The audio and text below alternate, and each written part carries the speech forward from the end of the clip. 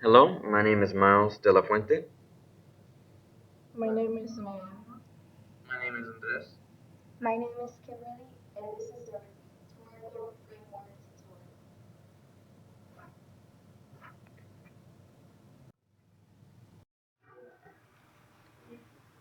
In Jallo's rhetorical framework, the appeals are used to attract the readers and persuade them to agree with whatever the author is arguing. There are three different types of appeals: logos, pathos, and ethos. Each appeal caters a specific aspect of the argument, while also playing on different attributes of the reader according to whatever appeals the author uses. An author will use whatever appeals best furthers his or her own arguments, subsequently appeals to the reader the best. In our case, in the narrative life of Frederick Douglass, an American slave, the author uses pathos to appeal the reader's emotions. He communicates his own emotions, traumas from being a slave, as well as that of his experiences and stories of slaves around him. The author can also use ethos to appeal to set the reliability of the essay or narrative, or they could also use logos to support their argument with logic and reason in the format of dates, data, and numbers. The No, okay.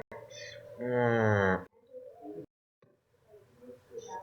The surface features of any persuasive argument will work right alongside the author's appeals to help their effectiveness at convincing the readers. Authors will use diction to make their writing cause the most effect and keep the readers interested, which will work with the syntax to make the sentences flow well. The author may utilize imagery to give his or her words more weight with the audience. These different features lead into the use of figurative language as a whole. The different types of figurative language that may be found can be similes, metaphors, and personification. All of these serve to keep the audience interested and captivated by the argument being made.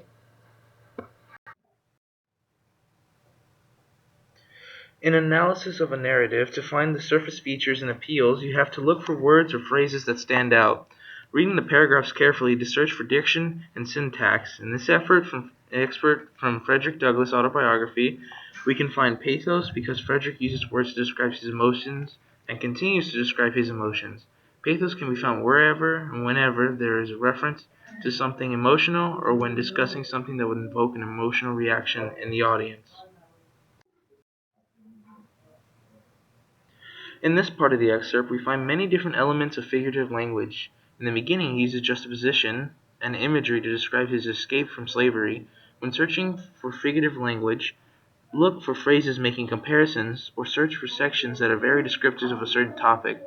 There's also a bit of logos that can be found in the sentence, which gives an extra date, exact date of when he reached New York City. Remember, logos is anything that is based on logic and facts. Dates and numbers can be considered logos because it gives the audience the exact date of a fact. The two different similes are found on this page describing his feelings after the escape from slavery, making his feelings of relief all the more powerful to the readers. Finally, in the final sentence, Douglas personifies the fear that he has been captured and taken back into slavery.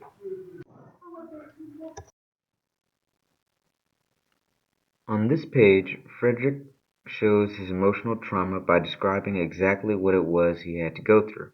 He also inserts similes that are about the fugitive slave kidnappers, comparing them to predators. This all leads up to his escape to safety with the help of Mr. Ruggles.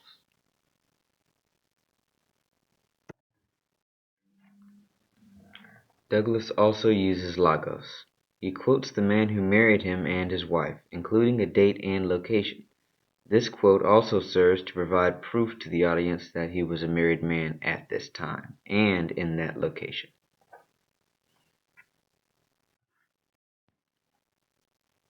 In the final page of this excerpt, Douglas wrote about his travel from New York to New Bedford.